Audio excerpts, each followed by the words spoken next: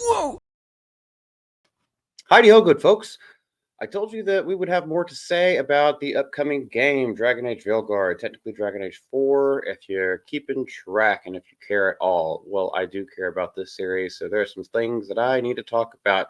Mainly, why everybody be so horny.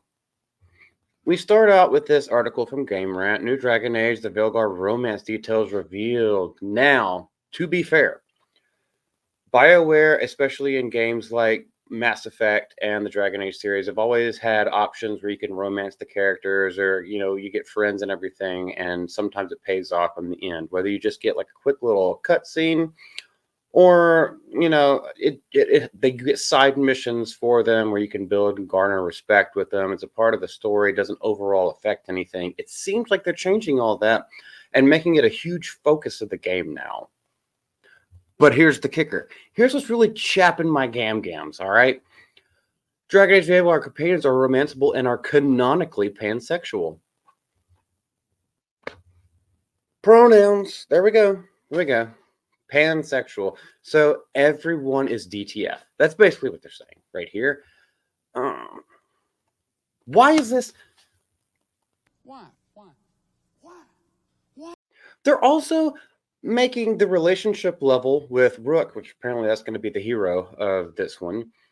They're making it affect their skill trees. So you won't be able to unlock certain skills. You won't be able to get better or possibly make them worse if you're not doing the right things for them. So it kind of seems like you're just circling the block, so to speak, in order to get. No, this doesn't make any sense. And of course, it all has to do with romance. However, there is something to be said about all of this because since every companion, supposedly, you can have a romantic relationship, which of these would?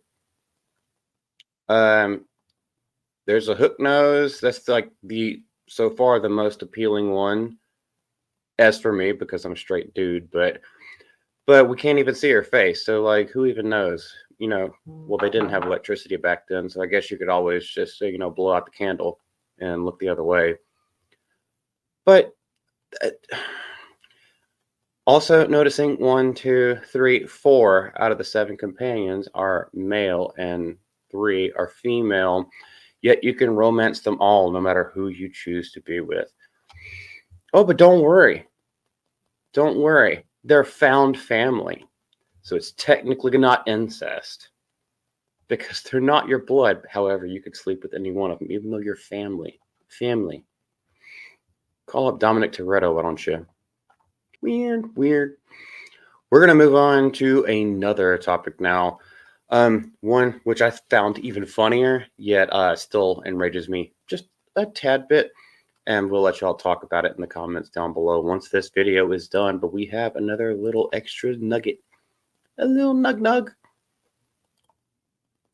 This comes from Rock Paper Shotgun, which is mostly a gaming journalism website. Well, the Veilguard's companions can fall in love with each other too, so it's not just you. So let's say we have a rift in the veil, and just demons and monsters are just coming over from the outside into the real world, causing havoc, everything like that. Or you have a blight where there's like an archdemon flying around, bringing up the darkspawn to take over the entire world and create a hellish dominion on the world that you're living in. But it's all about love. Sometimes you just gotta romance. It's not even like that they're trying to like repopulate or anything like that, because there's so much homosexuality and homosexual relationships in this. They're not even trying to repopulate. They're just like, I don't know, sometimes you gotta bump uglies.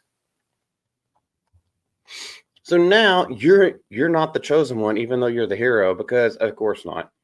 Because you might choose to make your character a white male that likes women. So you can't necessarily always be the hero. They have to make it so they'll just fall in love with each other if you don't fall in love with them. If you don't chase after them, well, they'll just fall in love with each other. It's becoming like a freaking harem of Mormonism or something like that. It's absolutely ridiculous. The game director, Corinne Bush, told the Game Informer magazine, I don't even know if they're still in magazine anymore. I can't believe they're still in business. It's like, well, I mean, everyone has a relationship. We see that with the Vanguard and the Paragon versus the whatever the thing is in Mass Effect series. You know, light side, dark side, and how you affect the relationships with the people who are part of your party, and you're all doing it for the greater good, or you're doing it for a mission. But not only the relationships extend to romances, if you ignore their affections, well, they'll just turn those affections somewhere else, blowing in the wind like a bunch of whores that Hollywood is. It sounds like their affections just kind of blow in the wind, like, oh, you know, whoever is putting out the most pheromones that night, well, that's the one they're gonna bump uglies with. Why is this such an integral part? It's such an integral part to the video game that they're doing interviews on it. It's always been a little like, oh, there's a couple of side quests you can get if you garner enough attention from them. And you can always have a romance option. There's like 2 gay, and most of them are straight. It's like, yeah, well, we kind of didn't care, but this is a slippery slope that things go down. Now they're making it a huge part of the game, so much that it affects skill trees in an open world RPG. Are you fucking kidding me? I know we've been on long enough, or I can get away with that word. This is fucking stupid. I just fail to understand why everything has to be like 1969 Woodstock. Why is it just free love everywhere?